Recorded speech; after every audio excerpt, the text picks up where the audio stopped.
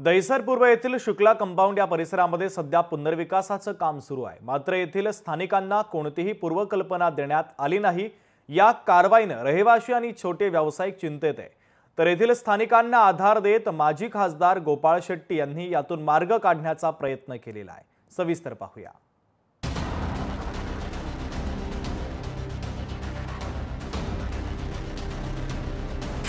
Shukla compound परिसरात पुनर्विकास, रहिवासी आणि छोटे व्यावसायिक चिंतेत।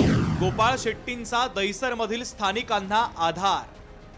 दहिसर पूर्व येथील शुक्ला कंपाऊंड परिसरात अनेक छोटे छोटे व्यवसाय, त्याबरोबरच येथे काही रहिवासी देखील राहत आहे। मात्र सध्या हा परिसर एका विकासकाने पुनर्विकसित करण्यासाठी घेतला आहे। मात्र येथील रहिवासी आणि गाळ्यांसंदर्भात कोणतीही चर्चा येथील स्थानिकांसोबत करण्यात आली नाहीये। महानगरपालिकेने देखील येथील चाळी आणि गाळे अनधिकृत असल्याचं सांगत तोडक कारवाई केली। त्यामुळे येथील रहिवाशांनी नाराजी व्यक्त केली आहे।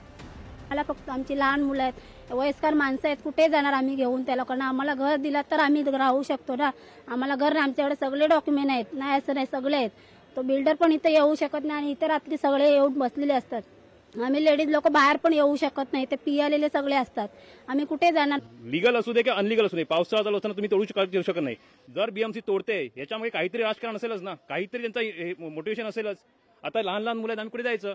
आज 5 दिवस झाले आम्ही ऑफिसला नाही जाऊ शकलोय। आज येणार, उद्या येणार, सकाळी येणार, संध्याकाळी येणार, हेच चालू आहे त्यांचं। 8 दिवस झाले, 8 दिवस। मग आम्ही काय करणार? आई वडिलांना मुलांना सोडून कुठे जाणार आम्ही? कधी पण येणार, ते बोले आम्ही तोडून जाणार। हे बघा तुम्ही कसे तोडलेले आहेत, सामान पण लोकांना काढून नाही दिलंय। आज हे जे गाळे तुटलेत ह्याच्यामध्ये प्रत्येक माणूस काम करतो इकडचा।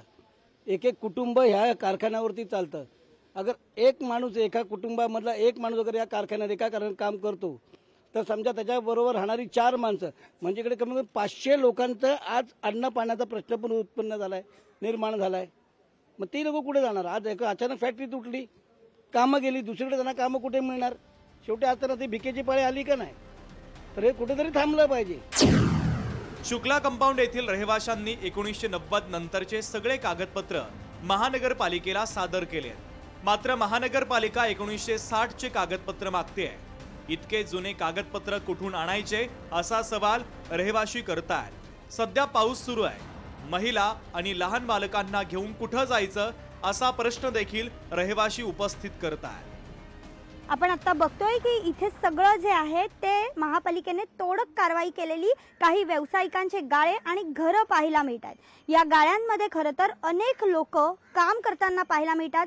साधारण प्रत्येक गाळ्यात 30 लोक, याप्रमाणे 58 गाळ्यांमध्ये हे लोक सगळे काम करतात।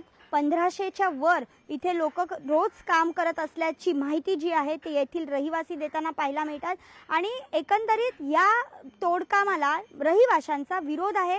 17 घरं देखील इथे आहेत, छोटी छोटी बाळं आहेत, महिला आहेत, पाऊस सुरू आहे, रस्त्यावर आम्ही कुठे राहणार? आधी आम्हाला घर द्या आणि मग आमच्यावर तोडक कारवाई करा आमच्या घरांवर, अशा पद्धतीची जी मागणी आहे ते हे लोक करताना पाहायला मिळतात।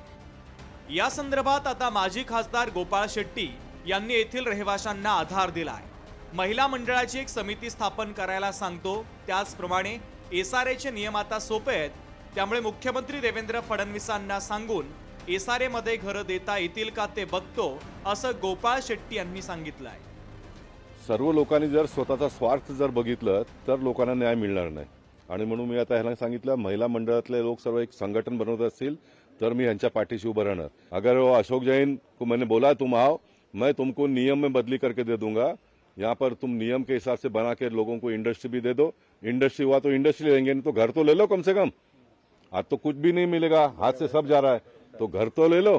तो मैंने उनको बोला है कि मैं देवेंद्र फडणवीस जी को, एकनाथ शिंदे जी को बोलकर कायदे में बदली करके हम ये कर लेंगे और बहुत जल्दी करेंगे। गेल्या अनेक वर्षांपासून नागरिक येथे राहत आहे आणि व्यवसाय देखील करताय, म्हणून येथील रहिवाशांची कोणतीही गैरसोय होऊ न देता या समस्येतून मार्ग काढावा अशी मागणी आता केली जाते।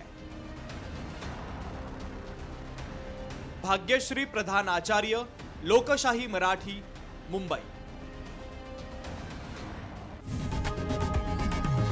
लोकशाही मराठी ऐका, पहा, जागरूक रहा।